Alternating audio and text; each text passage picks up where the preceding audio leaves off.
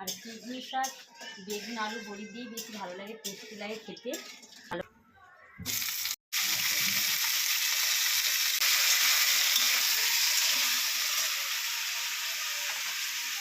স্বাদ অনুযায়ী লবণ, কাঁচা লঙ্কা 1 চিমটি ভালো করে দেখো,